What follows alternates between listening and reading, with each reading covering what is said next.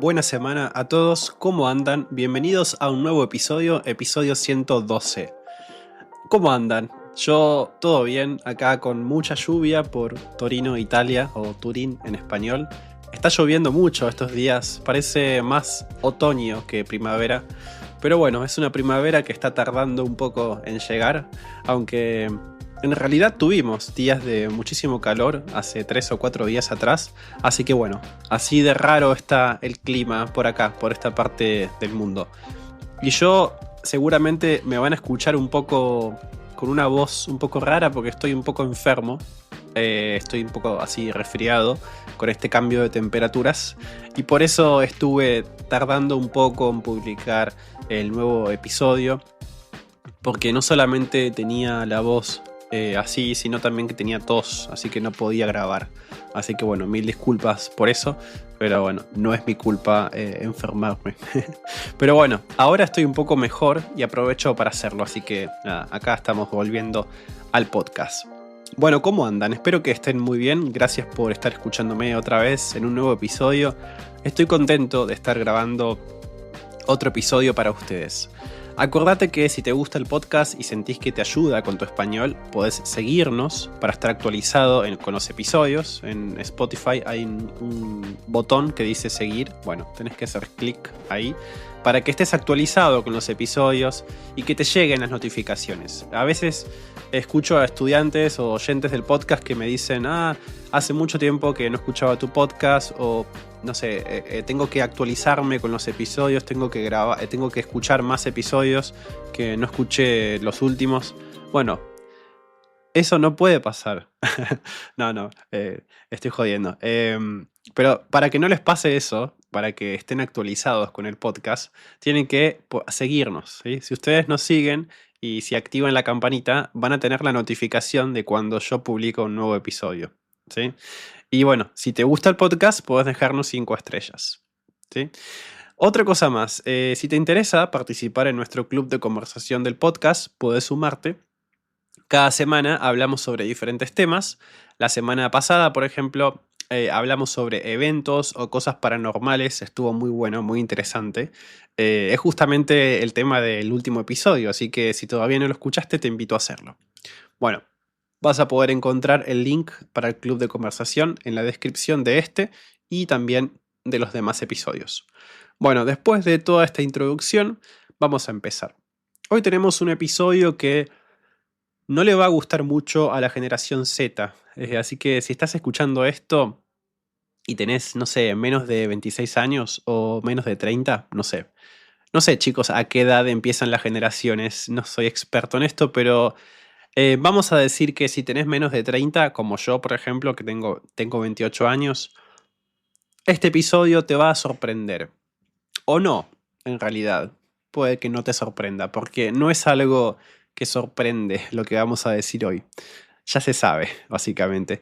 Solo que vamos a discutirlo de una manera seria ahora. Vamos a ponernos un poco serios. Vamos a hablar sobre un artículo que me llamó la atención en internet y que se llama así. ¿Es esta generación de jóvenes más pobre que sus padres?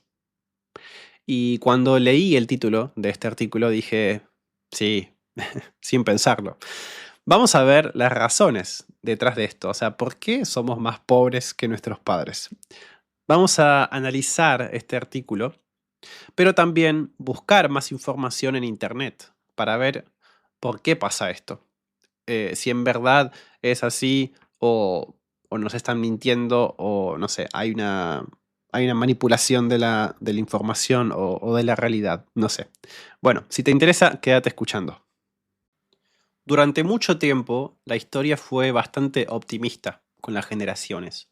Cada generación vivía mejor que la anterior. La posguerra, o sea, el tiempo después de la guerra, trajo un crecimiento económico, estabilidad y acceso a una creciente cantidad de bienes materiales como pueden ser las casas, los autos, la educación y un empleo o trabajo estable. Para muchos baby boomers, esto fue una realidad. Sin embargo, ese ciclo virtuoso se interrumpió con la llegada del siglo XXI. Los millennials llegaron a la adultez justo cuando comenzaron a encadenarse varias crisis globales.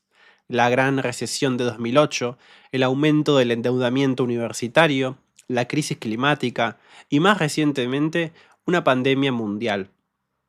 El resultado, trabajos más precarios, alquileres con precios altísimos y una desigualdad creciente que ha hecho casi imposible seguir el camino de sus padres. Bueno, voy a explicarles brevemente qué dice esta primera parte del artículo, este párrafo. Básicamente, siempre se creyó que cuanto más vivíamos, más íbamos a vivir mejor, que nuestros padres tuvieron una vida no tan fácil, pero nosotros, obviamente, nuestra vida tenía que ser más fácil porque éramos la próxima generación. Pero eso no fue así hasta la llegada del siglo XXI. Empezaron a haber varios problemas, como la crisis, diferentes crisis, diferentes pandemias. Tuvimos una pandemia en el año 2020 y todo esto hace que el precio de los alquileres aumente, la inflación aumente, la desigualdad aumente. Bueno, vamos a seguir. En la sociedad actual se ha generado un debate en torno a la situación económica de las diferentes generaciones de jóvenes, especialmente de los millennials, y si estos son más pobres que sus padres o no. Un informe publicado por el Centro de Investigación Pew, creo que se pronuncia, o Pew, no sé, una organización sin fines de lucro que realiza investigaciones en Estados Unidos, indica que los millennials enfrentan desafíos económicos significativos en comparación con sus generaciones anteriores. El informe revela que los ingresos medios de los millennials son inferiores a los de los baby boomers en su etapa de vida adulta joven.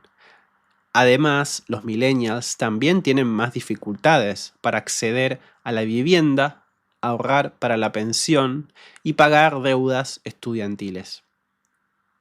Bueno, voy a explicarles brevemente lo que dice. Básicamente, hay un informe que dice que los millennials, o sea, los jóvenes de ahora, tienen más dificultad para poder enfrentar los costos económicos, o sea, todo lo que tienen que pagar. Y básicamente esto es porque están ganando menos, o sea, los ingresos, el salario que reciben es menos de lo que los adultos, o sea, sus padres, recibían a su misma edad. Y obviamente se complica para pagar el alquiler, la vivienda. En este caso habla de la vivienda. Una vivienda es sinónimo de una casa o un departamento. Es una palabra general para hablar de casa o departamento, o sea, un lugar donde vos vivís. Seguimos.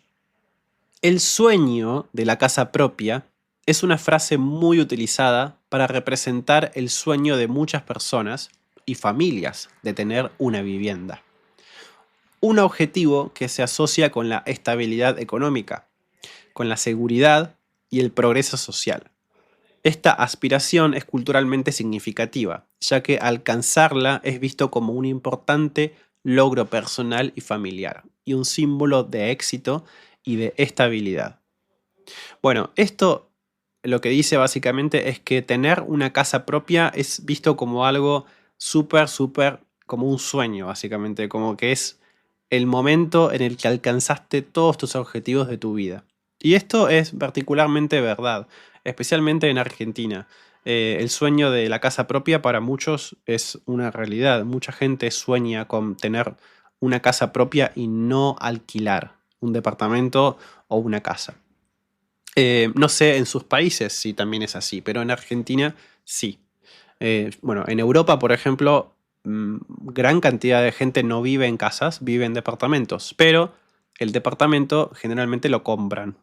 Lo compran, obviamente, si no son de la generación Z o si tienen plata, pero bueno, lo que es equivalente en Europa a una casa es un departamento. Especialmente los que viven en la ciudad. Los que viven en pueblos, bueno, puede ser que tengan una casa. Alcanzar este logro de la casa propia es visto como algo importante y es un símbolo de éxito y de estabilidad. O era visto en el pasado. En la actualidad, cada vez son más los jóvenes que están renunciando a ese sueño. Los millennials o miembros de la generación X, no, y generación Z, nacidos entre... No, perdón, dice generación Y.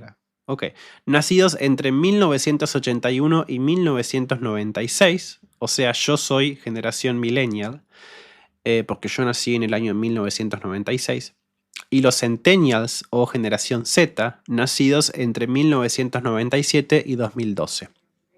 O sea que yo estoy en el medio, básicamente. Estoy entre la generación millennial y la generación Z. Por eso muchas veces digo que me siento identificado con una y no me siento identificado con otra. Tengo como grises ahí. Ahora todo tiene sentido.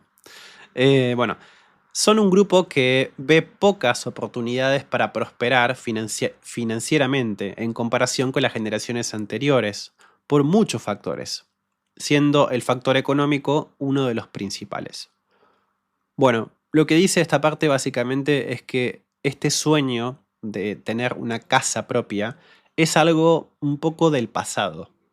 ¿Por qué? Porque las generaciones de ahora, los millennials y los centennials, lo ven como algo difícil de tener, básicamente porque hay pocas oportunidades para progresar en términos económicos. Los salarios son bajos, bueno, hay pocas oportunidades de empleo o capaz las condiciones de empleo no son las mejores.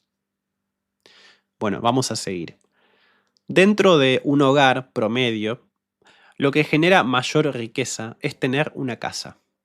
Eso dice Juan Luis Correa. Es un académico e investigador del Instituto de Políticas Económicas de la Facultad de Economía y Negocios de la Universidad Andrés Bello. Dice, si seguimos la tendencia de los últimos años, vamos a observar un deterioro en cuanto al valor de los activos de los hogares jóvenes con respecto a los de sus padres, producto de un acceso más limitado a la vivienda. Bueno, lo que dice este hombre es que la mayor riqueza, es decir, la mayor cosa que te hace rico o que, no que te hace rico, pero que tiene valor, ¿sí? Un valor patrimonial, es tener una casa, ¿sí? No es tener un auto, tal vez. Lo más importante, el valor monetario o principal es una casa. Y básicamente estamos retrocediendo, estamos yendo para atrás con esta tendencia, porque obviamente la cantidad de jóvenes que pueden acceder a comprarse una casa es cada vez menos. Bueno, vamos a seguir. Se podría pensar que este fenómeno es, o sea, este fenómeno de que los jóvenes accedan menos a tener una casa, a comprar una casa, este fenómeno es por un aumento en el precio de las viviendas. Es decir, que las casas o departamentos cuestan cada vez más. Pero los precios dejaron de subir en realidad y comenzaron a bajar en los últimos 3 años. El precio promedio de las viviendas cayó en un torno a un 8%, dice Juan Luis Correa. Según el académico e investigador UNAV, son dos los elementos que están impidiendo que los jóvenes puedan comprar casas o departamentos. En primer lugar, el crecimiento promedio de los salarios de los jóvenes ha sido muy bajo durante la última década. Situación que venía desde antes de la pandemia y que empeoró con la inflación. Bueno, básicamente lo que dice esta parte es que el precio promedio, el precio de los alquileres, para comprar una casa o un departamento, está bajando. Pero, ¿cuál es el problema? Que los salarios no están subiendo. Entonces, eso hace que no puedan tampoco acceder a la compra de esa casa o de ese departamento. Todo esto, que los precios dejen de subir, pero que los salarios no suban, hace que, a diferencia de sus padres, esta generación tenga en promedio hasta 75.000 euros menos de ahorro. O sea, tienen 75.000 euros menos ahorrados. Con un precio de la vivienda que sube de forma generalizada desde hace muchos años, los jóvenes se ven obligados a alquilar un departamento o una habitación en una vivienda compartida con otras personas, aunque sale más caro que comprar una casa en la actualidad. El resultado es la imposibilidad de los jóvenes para poder ahorrar al tener que pagar el alquiler todos los meses. Esto los lleva a la situación de no tener el tiempo de acumular dinero, plata, para poder afrontar la compra de una casa. Claro, lo que dice esta parte del artículo es que al no poder comprar una casa o un departamento, obviamente tienen que alquilar un departamento o pueden alquilar también una habitación con otras personas. Pero al tener que pagar todos los meses el alquiler, no tienen tiempo, o sea, y no tienen tampoco la plata para poder ahorrar, para poder acumular dinero, para poder comprar una casa. Casi la mitad de los jóvenes ya tienen también un segundo trabajo o cree que necesita uno, según una encuesta. La desigualdad entre las generaciones está aumentando, con consecuencias tanto sociales como políticas. El mercado laboral ofrece puestos de trabajo precarios, con un salario insuficiente para afrontar el costo de la vida. En otras palabras, las expectativas económicas son mucho más bajas para los jóvenes de la generación X en comparación con las que tenían los millennials. Bueno, básicamente lo que dice acá es que hay una desigualdad, como decíamos antes, entre las generaciones y eso está aumentando. Las opciones para trabajar, o sea, el mercado laboral, son precarias las condiciones, es decir, son muy malas, son muchas horas, pagan poco, o sea, ganan poco, un salario insuficiente y eso, como dije antes, no les permite ahorrar. En América Latina la situación es peor. Los millennials en la región crecieron entre ciclos de inflación, inestabilidad política, endeudamiento externo y una escasa inversión pública. Esto ha limitado severamente las oportunidades de ascenso social. A pesar de estar mejor formados, de tener más educación que las generaciones anteriores, se enfrentan a malas condiciones laborales y gobiernos con escasa capacidad de protección social. Bueno, básicamente es lo mismo, pero en América Latina, que lo que dice es que es mucho peor porque en América Latina se suman otros problemas, ¿no? Como la inflación, como la corrupción, que capaz que no hay tanto en otros países. Todo esto genera también que la edad de emancipación sea cada vez más alta. ¿Saben qué significa emancipación? Bueno, en un contexto más cotidiano o informal, emanciparse se refiere a la edad en la que los hijos dejan la casa de sus padres. Se pueden, por ejemplo, ir a estudiar o ir a trabajar. En España, la edad media de emancipación supera ya los 30 años, un número muy diferente desde hace 20 años, cuando la edad era de 25 a 26 años. La idea de que el esfuerzo se traduce en progreso económico ha dejado de ser una garantía para esta generación. Muchos millennials han cumplido con todas estas recetas que se les enseñó. Estudiar o ir a la universidad, especializarse, o sea, hacer un máster, trabajar duro, pero el resultado es una situación patrimonial peor que la de sus padres. Bueno, básicamente lo que dice esta parte del artículo es que la edad de emancipación, o sea, la edad en la que los hijos dejan la casa de sus padres, es cada vez más alta. Y básicamente todo lo que han hecho para tener una vida mucho, mucho mejor que la de sus padres, estudiar, trabajar y todo eso, como que no están viendo un resultado, no están viendo los frutos de eso, como decimos en español. Y esto pasa también un poco en Argentina, pero no tanto. Pasa mucho también en Italia. En Italia la edad de emancipación está también en los 30 años, más o menos. Es muy alta. Y es algo que me choca un poco para mí culturalmente porque en Argentina no es tan así. No sé por qué, pero creo que también es algo cultural. En Italia, especialmente la gente del sur, es muy pegada a la familia, especialmente las madres con los hijos. Entonces los hijos como que tienen mucha dependencia de los padres. Eso es lo que vi. em, lo que vi, digamos, viviendo en Italia 6 meses en 2014 y ahora que llevo casi un año acá en este país. Bueno, ¿cuál es la opción B para esta pobre generación que yo también estoy, básicamente? Eh, Heredar, si es posible. Con esta situación, tener una casa, un campo, un auto o algo parece cada vez más difícil. Para muchos jóvenes, la única posibilidad de mejorar su situación financiera es recibir una herencia. Una herencia es lo que una persona deja a sus familiares o seres queridos cuando muere. Yo muero y bueno, te dejo todo lo que tengo. Eso es básicamente una herencia. El verbo es heredar, ¿sí? Podemos heredar dinero, una casa, un auto, joyas, libros, ropa, incluso mascotas también. Pero no todos tienen la posibilidad de heredar y depende directamente de la situación económica de tu familia. Bueno, esta es la situación que nos toca vivir.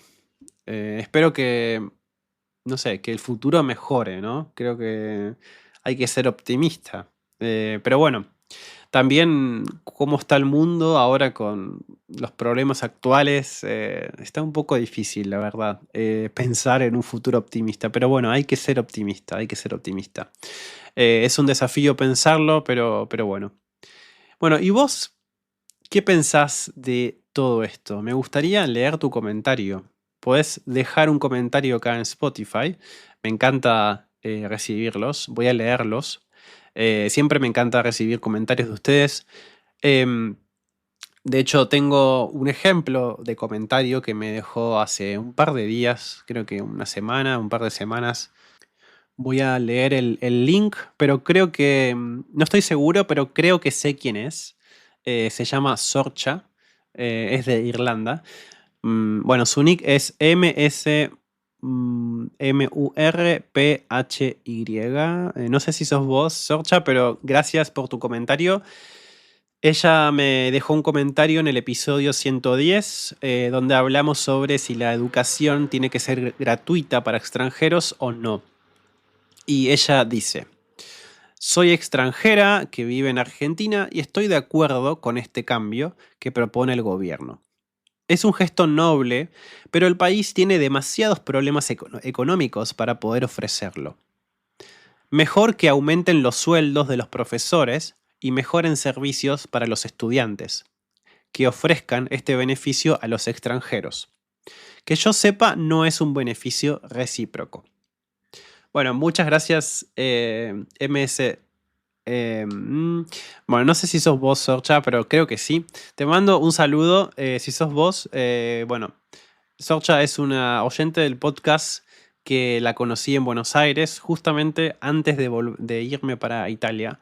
Así que, bueno, fuimos a un café, tomamos un café con unas medialunas y fue un gusto conocerla. Así que, bueno, muchas gracias por tu comentario.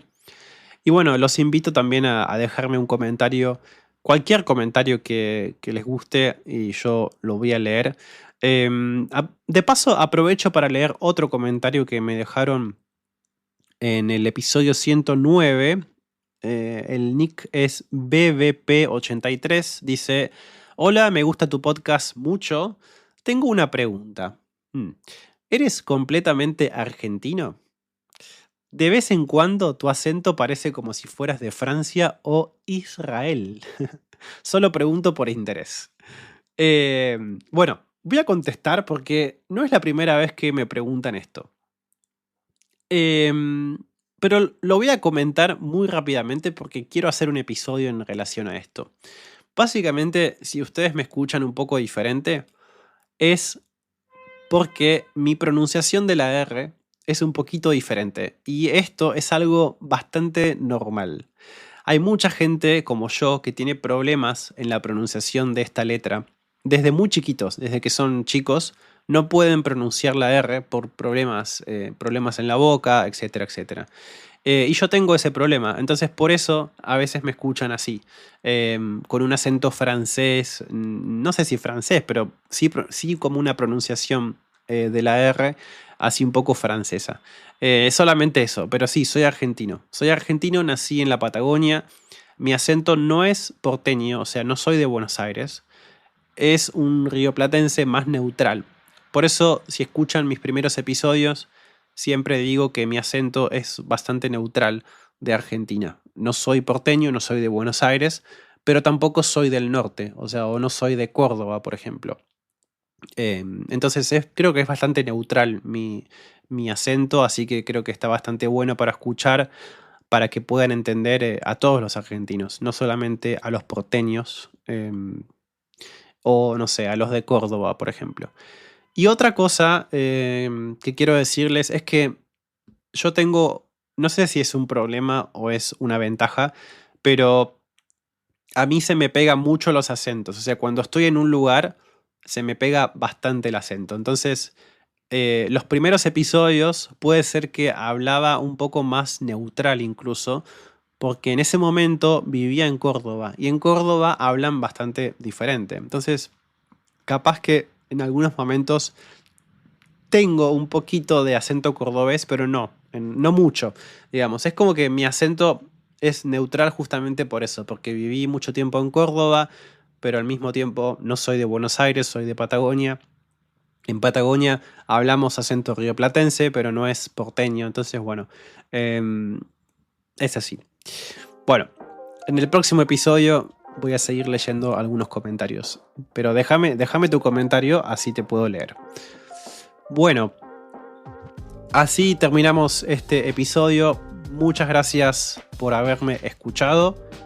Espero que tengan una muy buena semana. Y bueno, nos estaremos viendo en el próximo episodio. Chao, chao.